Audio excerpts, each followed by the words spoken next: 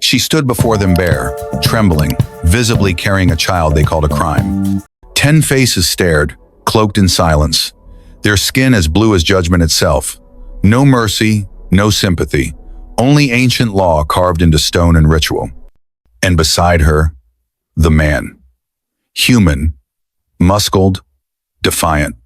The one who broke their code by touching what was forbidden be loving her. What you're about to witness is not just a story of love.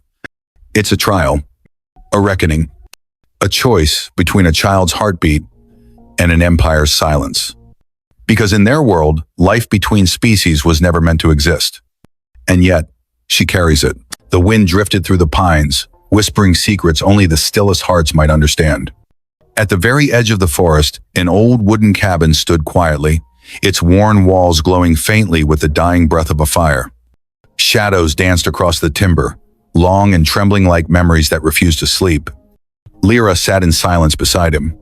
Her skin, silver as moonlight spilling across still water, caught the flicker of the flames with every breath.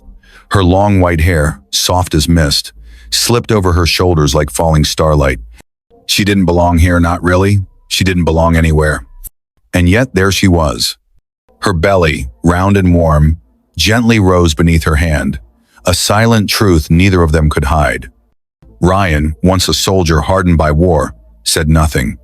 He simply held her solid, wordless, steady. In that moment, it was all she needed. Her voice, when it came, was barely a threat. If they find me, if they see this. Her hand trembled over the curve of her stomach, not out of shame, but fear. A deep, quiet fear that came from knowing her people would never understand. He didn't answer right away, just placed his hand over hers, firm, warm, unshaking. Then they'll see what love really looks like. She broke. No sobs, no sound, just quiet tears falling onto skin untouched by time. Not out of weakness, but because she knew, where she came from, this life was not a miracle. It was a crime. But here, in this stolen place, between two worlds and far from judgment, she dared to believe maybe love could still be stronger than fear. The wind outside was gentle, brushing against the wooden walls like a sigh. But inside the cabin, something colder stirred. A sudden blink of red pierced the darkness, sharp, rhythmic, deliberate. Ryan looked up from the dim glow of the hearth.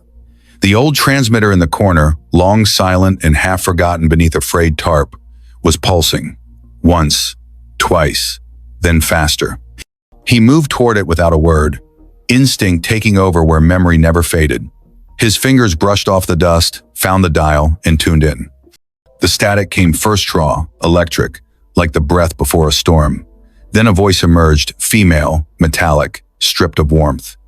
Unit 287B has violated Interstellar Code 47A.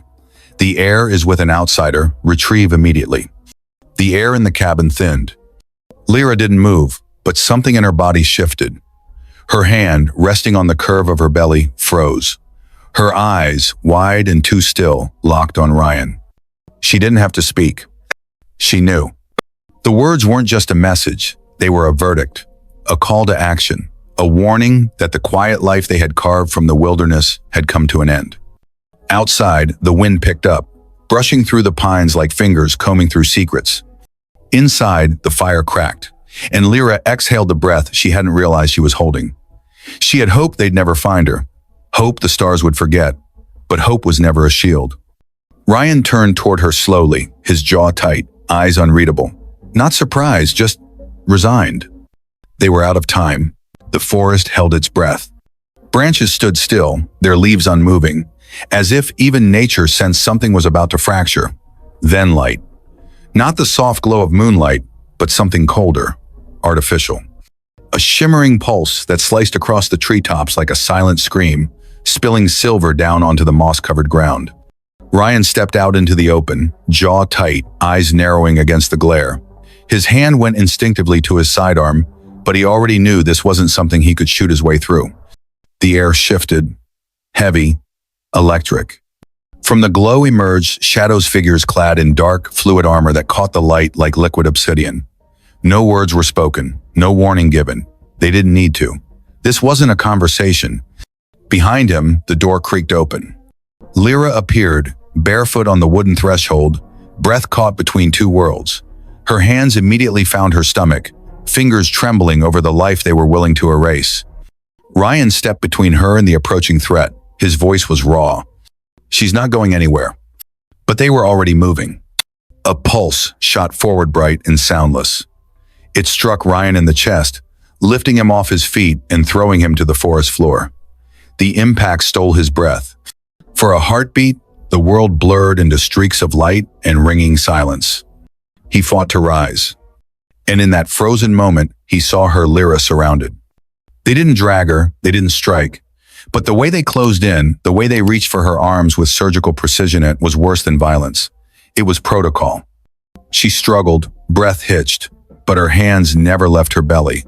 Even as they seized her, even as they turned toward the hovering light behind them, she clung to that one connection. To what they called a crime. To what she called a child. The clearing erupted in brightness, and just like that, she vanished. No sound, no trace, no farewell. Only Ryan, face pressed to the earth, reaching through smoke and silence for someone who was no longer there. And the forest, once again, was still. The chamber breathed with a stillness that felt too deliberate, as if silence itself was being held in place by centuries of tradition. Light poured in through fractured skylights, above shattered crystal, bleeding refracted colors that touched nothing warm. The air was cold, not by temperature, but by memory. In the center of that hollow light stood Lyra. She looked like something misplaced, too soft, too alive for a place built to pass judgment. Her skin, once glowing like morning mist, was pale under the scrutiny. Her white hair clung to her face. Her hands, both of them, rested gently on her belly, cradling it like something sacred. The rise of it was undeniable now, a truth she could no longer hide, a truth they refused to accept. Surrounding her were 10 figures salient, robed, unmoving, the High Council. They sat on thrones carved from ancient metal, elevated, severe. Their faces were unreadable, yet the weight of their gaze pressed down like gravity. No words had been spoken, but the verdict had been hovering in the air since the moment she was brought in. Ryan stood behind her, not shackled, but restrained by presence alone. A man in a room that wanted him gone. His stance was firm, his eyes locked on Lyra, not in fear, but in defense. There was nothing left to do but stand between her and whatever they decided to become. Then, the voice came smooth, sharp, and final. "You carry a hybrid, an abomination." No emotion, just law. Lyra didn't flinch. She didn't lower her head. Her voice broke through the cold like morning pushing past fog. "I carry life. I carry hope." Not loud, just certain. The kind of certainty that doesn't need permission. And then Ryan stepped forward, not because they allowed him to, but because he couldn't stay still. His voice didn't tremble. It burned. "She chose love over your laws." That silence shattered.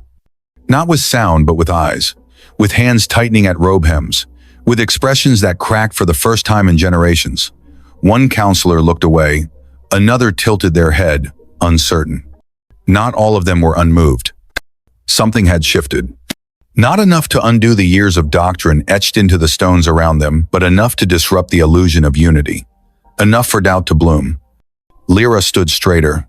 The judgment hadn't come yet, but something deeper had. The council no longer saw a mistake in front of them. They saw a mirror. And it terrified them.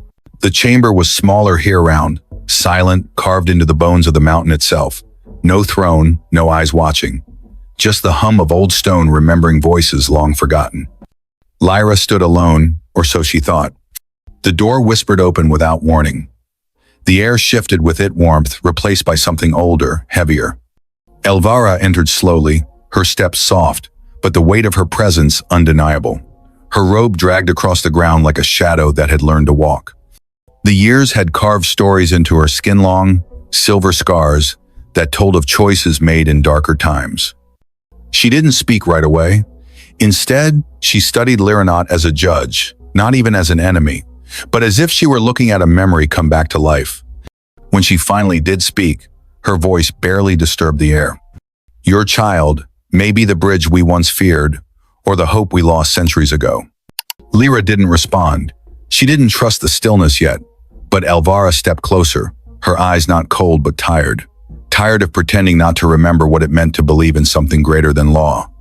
She told her of a prophecy, old enough to be whispered only in half-truths. A child born of two bloods. A heart that beat in rhythm with both stars and soil. A life that would fracture the stone of tradition and soften what time had turned to iron. They hadn't believed it. Not really. The council had dismissed it as myth, something ancient minds created to feel less alone in the dark. But the myth had a name, and that name had not been spoken in 300 years. Lyra. Not a coincidence. Not anymore. Elvira reached out not to touch, but simply to be near. Her hand hovered, trembling, as if uncertain whether comfort was still allowed. "They will not forgive you," she said, almost to herself. "But they will remember you." A silence settled between them, deeper than fear, older than rebellion. Lyra didn't need to ask what would happen next. She already knew. The child inside her wasn't just a life. It was a reckoning. The chamber was darker now. The stained crystals above no longer cast colors, only cold shafts of moonlight, pale and unwavering. The torches that once lined the walls had burned low, their flames flickering against stone etched with the scars of past decrees. Lyra stood exactly where she had hours ago, changed in position, but not in presence. Something in her had settled.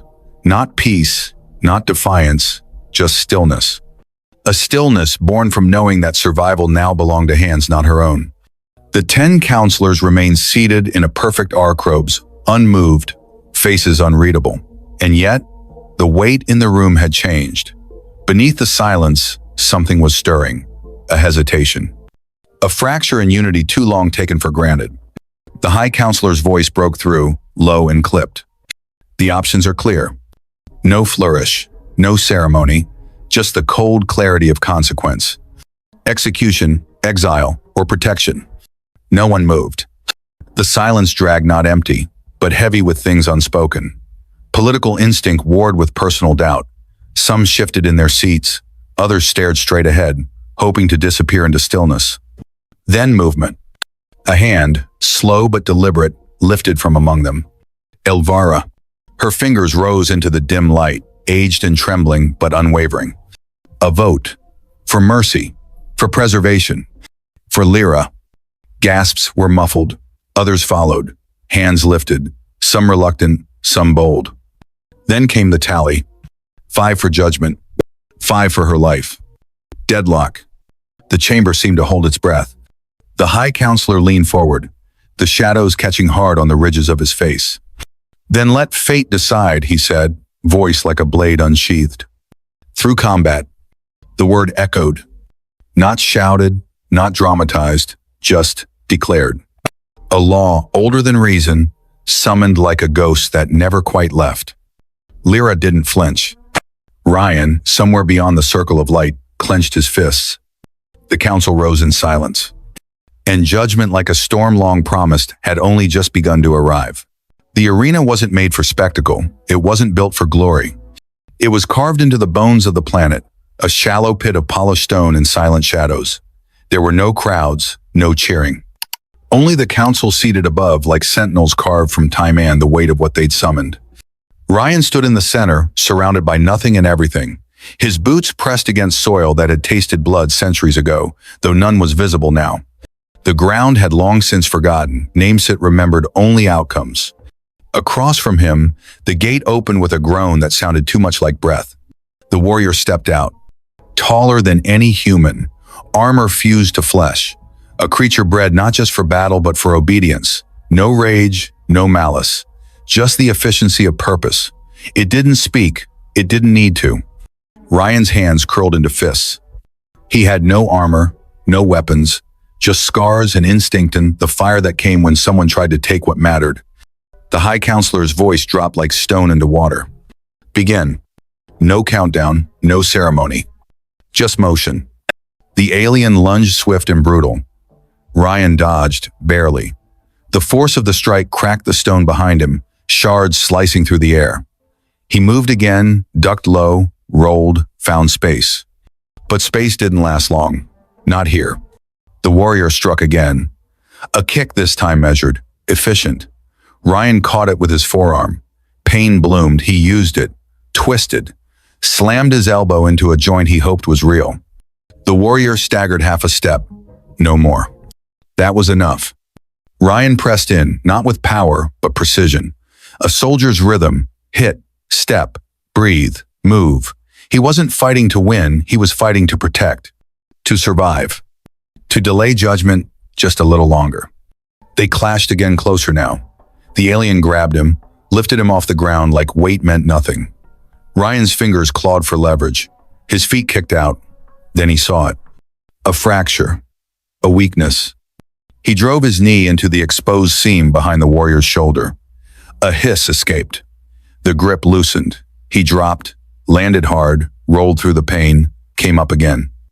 He didn't hesitate. He drove forward, fists, elbows, knees, every inch of him a weapon honed not by hatred, but by love too dangerous to be allowed. The warrior fell. Not in a blaze, not in drama, but with silence. The kind that came before decisions no one wanted to make. Ryan stood over him, blood in his mouth, arms shaking, chest heaving but alive. Above, the council said nothing, but something had cracked. And not just the stone, they brought him back bloodied. The doors creaked open like the jaws of a creature long asleep, and Ryan entered not carried, not led, but walking on legs that trembled beneath the weight of what he had survived. His shirt was torn, dust clung to every part of him. His knuckles were raw, one eye swollen, but he walked. Lyra was already waiting. She didn't move toward him, didn't cry. Her hands rested on her belly like they always did, calm, steady, holding more than just life. The council remained seated, unmoved. The High Counselor rose with a slowness that felt practiced. Ritual over conscience. He looked down not at Ryan, not at Lyra, but at the empty space between them. The challenge has been met. Judgment deferred. His voice held no triumph, no satisfaction. Only the exhaustion of a system forced to pause but never bend. One by one, the counselors stood. Elvira was last. No words passed between them, but her eyes lingered on, Lyra something unspoken exchanged in the stillness, too soft to be called mercy. The sentence was not death, but it was not freedom. Exile. Not spoken, simply understood. A decision made not with gavel or decree, but with the subtle retreat of power, unwilling to bear the stain of either compassion or cruelty. Guards stepped forward not with weapons drawn, but with formality etched into their movements. No one resisted. Ryan took Lyra's hand. No one told them where they would go, only that they could not stay. They walked through the great hall in silence, beneath the eyes of a council that said nothing, beneath symbols carved into stone so old their meaning had long outlived their purpose. The doors closed behind them, softly. No echo. As if the room, too, wanted to forget what it had just witnessed. The light here was softer, not like the sterile glow of the council chambers, nor the cold shimmer of exile. It was golden, worn at the edges, the kind of light that had seen centuries but still chose to rise every day. The air tasted of mineral and moss, brushed with the scent of something untouched. The world around them breathed slowly. Trees taller than memory swayed with a rhythm that didn't match the wind. Their bark shimmered with faint iridescence, like the forest was made from old starlight. Beneath them, the soil felt warm-alive, not hostile, not watching, just there. Ryan knelt by a patch of earth near the stream, his hands still bandaged, still stiff-moved with care, one seed at a time. He never looked up. He didn't need to. Behind him, Lyra stood on the steps of their shelter, half-built, half-grown, shaped from stone and something older than architecture. Her fingers traced the edge of a doorway not yet framed, eyes fixed on the horizon like it might still vanish if she blinked too long. The wind carried her name. Not in words, but in rustle, in hush, in the way the leaves bent ever so slightly toward her as she walked. She moved slowly now, not from pain, but from balance. The child within her shifted, not restless curious. She smiled, small and quiet, the kind that only belonged to people who'd survived things that were never supposed to be survived. There were no clocks here, no alarms, no transmissions. Only the hush of water, the hum of life taking root. She knelt beside Ryan, her hand brushing over his, fingers interlacing for no reason except that they could. No judgment in sight, no decisions waiting. Only them. And the sound of something new, beginning quiet, delicate, and unstoppable. The stone was colder now. Time had crawled across its surface, leaving moss in the seams and silence in the corners. The council chamber no longer echoed with voices. Dust had settled where judgment once stood. The great table was cracked. Vines hung like forgotten robes from the ceiling, threading through fractured glass that once filtered light like prophecy. And yet, something remained. Elvira stood in the shadows, older now, or maybe simply quieter. Her robe dragged softly over the broken floor as she stepped forward, the echo of her movement absorbed by age itself. She paused before the remnants of the central platform, where once a girl had stood alone and carried the weight of a decision older than her own birth. Her eyes lifted to the open ceiling. Above, the stars shimmered unbothered, untouched. A canvas of quiet fire, but one burned differently. A pale blue flicker, pulsing like breath. Not the brightest, not the biggest. But it moved. Alive. Elvira didn't speak. Not really. Her lips parted, just enough to let something leave that was never meant to be said aloud. We were wrong. She placed a small stone at the center of the floor. Smooth, dark, and etched with a symbol long erased from the council's records, two circles, one within the other, linked by a line. Life crossing blood. Hope without permission.